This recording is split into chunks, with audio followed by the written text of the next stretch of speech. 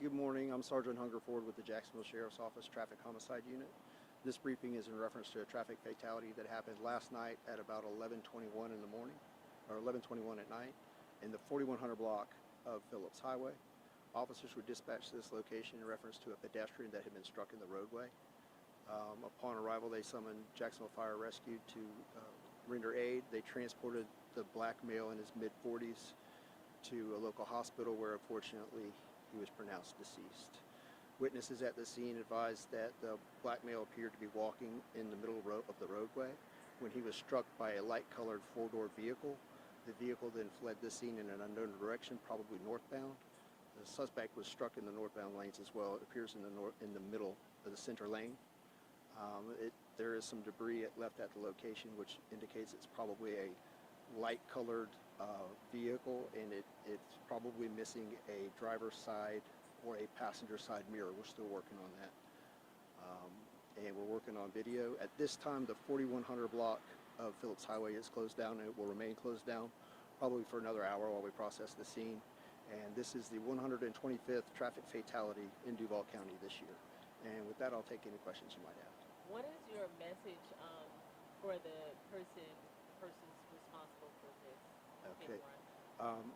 The accident took place, and just come forward, contact the sheriff's office, and we will investigate it as it should be investigated.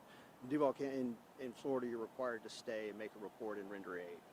That person who struck the victim who was in the roadway should have done that.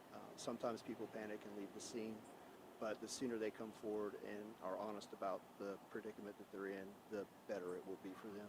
We're also asking that anybody that has information could give us a call at 630-0500 or contact Crime Stoppers, where they can be eligible for a cash reward. It seems as though Jacksonville has somewhat of a pedestrian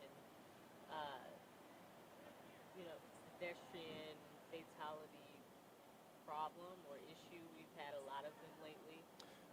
Is there any indication that we're seeing an uptick? So the JSO, in cooperation with the FDOT, has recently done a deployment with respect to bicyclists and pedestrians, and that was done in the first quarter of this year. And as a result of that, I think we had some very good feedback and some very good follow-up with the people who do frequently walk down the roadway.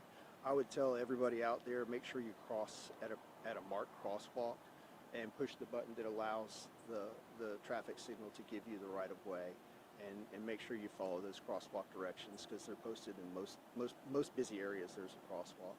In this particular situation, it appears that he was not within a crosswalk. He was mid-block and may have even been walking north and south along the roadway. We're still investigating that to determine. It's also a dark area, so it wasn't very well lit, and he may not have been seen by the driver until the last moment. But here again, that's hard to say until we've made a full investigation. So if you are crossing, cross at a crosswalk. It's much safer. Anything else you want to put out there for people about this incident in particular, and maybe any others similar? So especially young drivers, when they're involved in a traffic crash, it can be scary for them. But the right thing to do is stop, render aid, because you could be the difference between them being injured or dying just by simply stopping to render aid and call for help. The sooner we're able to get Jacksonville Fire Rescue there, the higher the probability the person will survive the crash, even if they're struck by a vehicle. So don't panic, stop, do the right thing, check on the person that's been injured, and if you're walking down the road and you witness something like that, try to commit to memory the type of vehicle if they flee the scene, and render aid to whoever's in need of it.